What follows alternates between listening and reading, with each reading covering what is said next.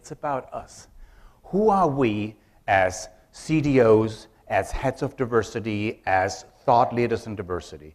Who are we in all of this, and what is our role? That's the last piece that I want to leave you with for today. Let's start from this thing, like, what is it that we ask from managers, from executives when we work with them? What's the first thing we tell them? You have to role model diversity. You have to walk the talk. You have to walk the walk, and all of those things. And we are really good at that, aren't we? We know how to tell them. Are we equally good in doing it for ourselves? What about ourselves? Are we walking the talk? And I can only observe it from the outside, but when I see how some of the D&I managers, especially those who came in maybe over the past 10 years, who often didn't have necessarily D&I education, qualification, etc., I see a lot of the things like, what do I do? Oh, I'll just call up a friend. I'll just call up somebody who I've seen at a conference, and I trust them, and I will listen to what they say. I have not seen a lot of research going on. I haven't seen many D&I people doing their homework in the necessary depth and breadth at the same time. So I'm not sure if they are really walking the walk. And if I look at discussions that are going on at some of the conferences, I see a lot of people who know each other, and they meet and they present to each other, and they go like, oh, this was fantastic. And then you look at the next presentation and you're like, it's actually very similar. So there is no surprise that everybody thinks it's fantastic. So I think it's a bit of what I call a network bubble. Yeah. So you have seen the filter, and everybody knows the dynamic of a filter bubble. And I think in D&I we have a network bubble, and we need to break out from that. We need to be more open and more actively looking for things that challenge what we think and that we are planning to do in order to role model some of the diversity.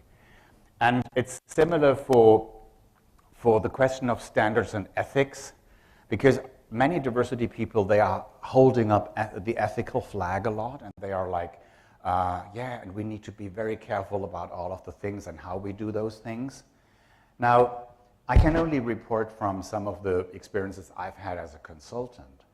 And I've seen so many projects where people openly tell me, oh, you know what, Michael, we're looking somebody who just fits our needs or fits our company.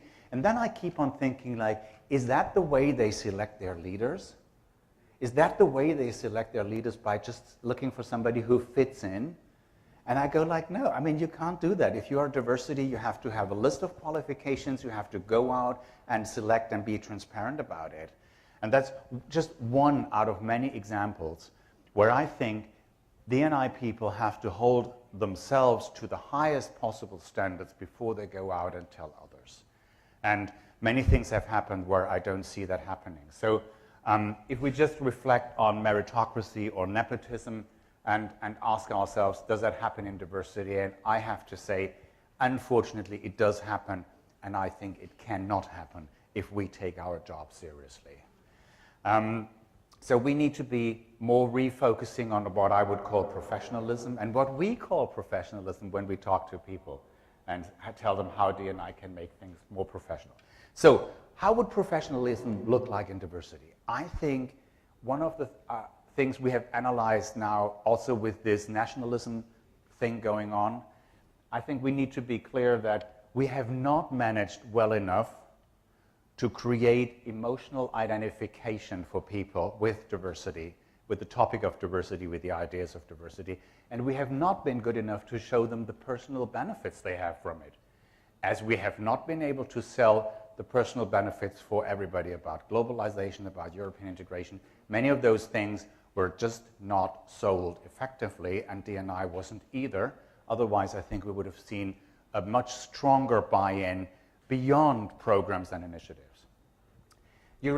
I think some of you are long enough in the business to remember this wave in the beginning when we said, like, diversity shouldn't be only about differences, it should also be about similarities. And everybody was going, yeah, that's great, we like it, it will help people identify. Did we do it? We said it, but I don't think we did it, because we still kept on running women's development programs, LGBT caucus groups who we sponsored, but they did their thing. We had all of the other caucus groups in the States, and then we had all of the other minority initiatives in Europe, including for disabled, and then we started about 40 or 50 plus, and we started about millennials. But it's always this boxed thing. So I think we never really made it to understand what similarities could mean to a diversity concept. And what we have started to do is we have started to work on diversity as a mainstream majority concept and develop it from there and understand what does it mean for a whole organization and bring it back to the individual step by step. And that changes the dynamics. And this is, I think, we need. We need to reframe it and make sure that diversity becomes something that is from the beginning a concept for everyone, and not just as we go along the way. And how do we do this in practical terms? In practical terms, I think we need to redefine our audiences and be much clearer that our audiences are not only the people who are more advanced in their thinking of diversity and some who are a bit more behind, because that's our thinking sometimes. I think we need to be clear that it's everybody from the beginning, and we need different paradigms to work with those very segmented audiences. And if you think how we talked about diversity and inclusion over the past 10 years, in the beginning there was diversity and valuing diversity, and we said, okay, there are two paradigms. Then inclusion came, and I heard so many people say things like, oh, do you still do diversity? We have moved on to inclusion, and that's much better. And I thought, but why? I mean, one is nothing without the other, so why would you shift the priority? Then unconscious bias came in, and everybody felt like, this is the silver bullet. We'll just take all our managers through some of those tests, and they will go, wow, and the next day they charge changing their behavior. And surprise, they don't.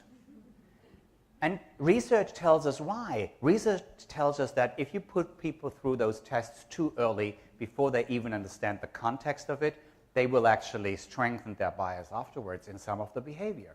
So we have therefore created a bit more like multi-step processes where we slowly introduce a topic, make them understand it, eventually take them through a test once they want it, but not as an icebreaker, certainly not.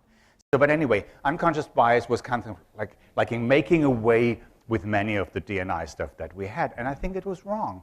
Now we have inclusive leadership, and it's another great thing, but again, it shouldn't allow us to ignore the other paradigms. And now nudging is coming up, and everybody's going to oh, nudging, it's so cool, and it will change everything. And no, it doesn't. It only helps if you apply it synchronized with all the other paradigms before. And I think not enough people are aware of this. And that's partly so because many of the executives say, give me the 3 things we should do.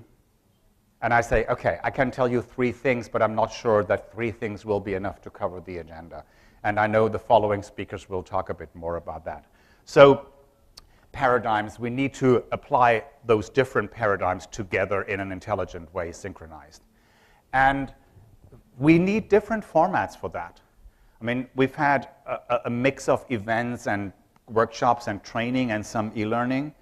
But I've learned that if you combine them in a very intelligent way, it can have a big different impact than what we did before. So we need to be better in creating roadmaps that are actually orchestrating learning journeys for organizations and people.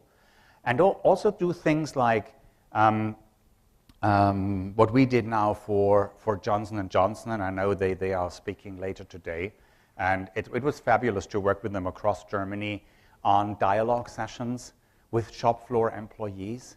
And I know that not many companies have done it, and we have created formats, open formats to speak with large groups of people and then take results from that and go back to management. And this is completely changing the way and the dynamics that I think we can apply in diversity. So new and different formats, it's something that we really need to think about in order to address many of the things that I've mentioned before. And there is only one way that I thought I could possibly summarize what I have said today as an opening. I'm I know I have not given you any answer about who we are as societies, as organizations, or as individuals, and I didn't want to.